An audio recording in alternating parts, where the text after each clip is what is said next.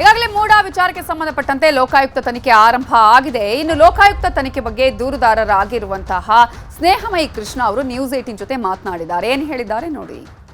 ಸಿದ್ದರಾಮಯ್ಯನವರ ವಿರುದ್ಧ ರಾಜ್ಯಪಾಲರಿಗೆ ದೂರನ್ನು ಕೊಟ್ಟಿದ್ದಂತಹ ಸ್ನೇಹಮಯಿ ಕೃಷ್ಣ ಅವರು ಇಂದು ಲೋಕಾಯುಕ್ತ ಕಚೇರಿಗೆ ಭೇಟಿ ನೀಡಿದ್ದಾರೆ. ಸರ್, ಯಾವ ಕಾರಣಕ್ಕಾಗಿ ಭೇಟಿ ಕೊಟ್ರಿ ಸರ್? ಏನು ಮನವಿ ಪತ್ರ ಕೊಟ್ಟಿದ್ದೀರಿ ಸರ್? ಸರ್, ಏನು ನನ್ನ ದೂರರ್ಜಿ ಆಧರಿಸಿ ಮಾನ್ಯ ನ್ಯಾಯಾಲಯದ ಆದೇಶದ ಪ್ರಕಾರ ಇಲ್ಲಿ ಪ್ರಕರಣ ದಾಖಲಾಗಿದೆ. ಆ ಪ್ರಕರಣದಲ್ಲಿ ಯಾವ್ಯಾವ ರೀತಿಯ ತನಿಖೆ ನಡೆಸಬೇಕು, ಯಾವ ಸಾಕ್ಷ್ಯಗಳನ್ನು ಸಂಗ್ರಹ ಮಾಡಬೇಕು, ಯಾವ ದಾಖಲೆಯನ್ನು ಸಂಗ್ರಹ ಮಾಡಬೇಕು, ಯಾರನ್ನ ಆರೋಪಿತರನ್ನಾಗಿ ಮಾಡಬೇಕು ಅನ್ನೋದ್ರ ಬಗ್ಗೆ ಒಂದು ವಿವರವಾದ ಮನವಿ ಪತ್ರವನ್ನು ನಾನು ಇವತ್ತು ಕೊಟ್ಟಿದ್ದೀನಿ. ನಾನು ಯಾವುದೇ ಪ್ರಕರಣ ದಾಖಲೆ ಮಾಡಿದ ನಂತರ ಆ ಪ್ರಕರಣಕ್ಕೆ ಸಂಬಂಧಪಟ್ಟಾಗೆ ನಮ್ಮ ತನಿಖಾಧಿಕಾರಿ ಒಂದು ಮನವಿ ಪತ್ರವನ್ನು ಕೊಟ್ಟು ಯಾವ ರೀತಿಯ ತನಿಖೆ ನಡೆಸಬೇಕು ಅನ್ನೋದ್ರ ಬಗ್ಗೆ ಒಂದು ಮನವಿ ಮಾಡಿಕೊಳ್ಳೋದು ನಮ್ಮ ಮೊದಲಿಂದಲೂ ಬಂದಿರತಕ್ಕಂಥ ಅಭ್ಯಾಸ. ಸರ್, ಆ ಮನವಿ ಪತ್ರದಲ್ಲಿ ಯಾವೆಲ್ಲ ಅಂಶಗಳನ್ನ ಉಲ್ಲೇಖ ಮಾಡಿದ್ದೀರಾ? ಅಂದ್ರೆ ಯಾರನ್ನ ಅಂದ್ರೆ ದಾಖಲೆಗಳೇನಾದರೂ ಒದಗಿಸಿದ್ದೀರಾ ಏನು ಅಂತ? ಸರ್, ನಾನು ಈಗಾಗಲೇ ದೂರಜಿ ದಾಖಲೆಲ್ಲ ಕೊಟ್ಟಿದ್ದೀನಿ. ಆ ದಾಖಲೆಗಳನ್ನು ಇಟ್ಕೊಂಡು ಬೇರೆ ಯಾವ ದಾಖಲೆ ಸಂಗ್ರಹ ಮಾಡಬೇಕು, ಯಾರನ್ನು ವಿಚಾರಣೆಗೊಳಪಡಿಸಬೇಕು, ಯಾವ ರೀತಿ ವಿಚಾರಣೆ ಮಾಡಬೇಕು ಅನ್ನೋದ್ರ ಬಗ್ಗೆ. ಉದಾಹರಣೆಗೆ ಈಗ ನಾನು ಬರೀ ಸಿದ್ದರಾಮಯ್ಯ ವಿರುದ್ಧ ಹೋರಾಟ ಮಾಡ್ತಾಯಿದ್ದೀನಿ ಅಂತಲೇ ಎಲ್ಲರೂ ಭಾವಿಸಿದ್ದಾರೆ. ನಾನು ಇದರಲ್ಲಿ ಸ್ಪಷ್ಟವಾಗಿ ಬರ್ತೀನಿ. ಈ ಏನು 50-50 ಅನುಪಾತದಲ್ಲಿ 2015 ಇಸ್ವಿನ ಅಕ್ರಮ ನಡೆದಿದೆ. ಅಲ್ಲಿಂದಲೂ ಕೂಡ ಎಲ್ಲ ಸಮಗ್ರ ತನಿಖೆ ನಡೆಸಬೇಕು. ಯಾರು 50-50 ಅನುಪಾತ ನಿವೇಶನ ಅಕ್ರಮ ಪಡೆದಿದ್ದಾರೆ ಮತ್ತು ಯಾರು ನಿವೇಶನ ಕೊಟ್ಟಿದ್ದಾರೆ ಅಕ್ರಮವಾಗಿ ಅವರೆಲ್ಲರೂ ಕೂಡ ಆರೋಪಿಯನ್ನಾಗಿ ಮಾಡಬೇಕು. ಮತ್ತು ಆ ಒಂದು ನಿವೇಶನದ ಕೂಡಲೇ ಸರ್ಕಾರ ವಶಪಡಿಸಿಕೊಂಡು ಅರ್ಹ ಫಲಾನುಭವಿ ನೀಡೋದಕ್ಕೆ ಒಂದು ಸರ್ಕಾರಕ್ಕೆ ಒಂದು ಮನವಿ ಪತ್ರ ಕೊಡಬೇಕು ಅನ್ನೋದು ಕೂಡ ನಾನು ಇಲ್ಲಿ ಮನವಿ ಮಾಡ್ಕೊಂಡಿದ್ದೀನಿ. ಸರ್, ತಾವು ಈ ಪ್ರಕರಣವನ್ನು ಮೊದಲು ಕೈಗೆತ್ಕೊಂಡಾಗ ಯಾರು ನಿಂಗಾಬಿನ್ ಜವರ ಇದ್ರೆ ಅವ್ರ ಮೂಲ ಮಾಲೀಕರನ್ನ ಭೇಟಿ ಮಾಡಿದ್ರಿ ಸರ್. ಈಗ FIR ಆದ್ಮೇಲೆ ಅವ್ರನ್ನೇನು ಭೇಟಿ ಮಾಡಿದ್ದೀರಾ? ಅವ್ರಿಗೇನಾದ್ರೂ ಮಾಹಿತಿ ಕೊಟ್ಟಿದ್ದೀರಾ ಅಥವಾ ನಿಮ್ಮ ಜೊತೆ ಕಾಂಟ್ಯಾಕ್ಟ್ ಅಲ್ಲಿ ಇದಾರ ಅವರು? ಸರ್, ಜವರಾರ ಮೊದಲನೇ ಮಗ ಮಲ್ಲಯ್ಯನ್ ಕುಟುಂಬ ನನ್ನ ಜೊತೆ ಸಂಪರ್ಕದಲ್ಲಿದ್ದಾರೆ.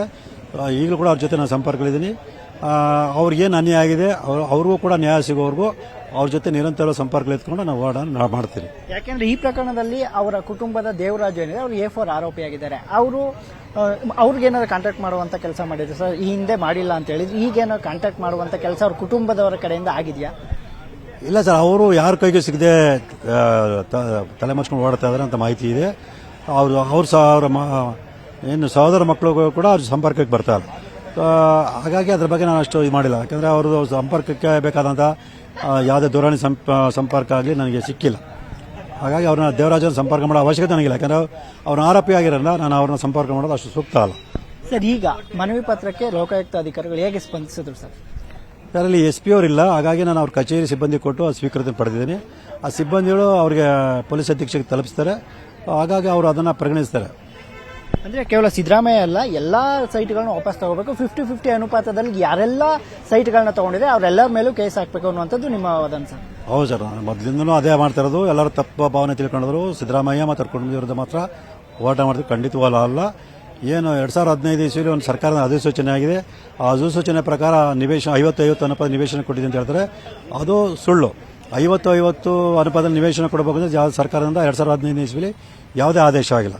ಆ ಸುಳ್ಳು ಅಧಿಸೂಚನೆ ಇಟ್ಟುಕೊಂಡು ಏನು ಅಧಿಕಾರಿಗಳು ಅಕ್ರಮವಾಗಿ ನಿವೇಶನ ಮಂಜೂರಾತಿ ಮಾಡಿದ್ರೆ ಆ ಅಧಿಕಾರಿಗಳನ್ನ ಮತ್ತೆ 50-50 ಅನುಪಾತ ಅಕ್ರಮ ನಿವೇಶನ ಪಡೆದಿರೋ ವ್ಯಕ್ತಿಗಳನ್ನು ಕೂಡ ಆರೋಪಿ ಮಾಡಬೇಕು ಅನ್ನೋದೇ ನನ್ನ ಒಂದು ಮನವಿ ಆಗಿದೆ.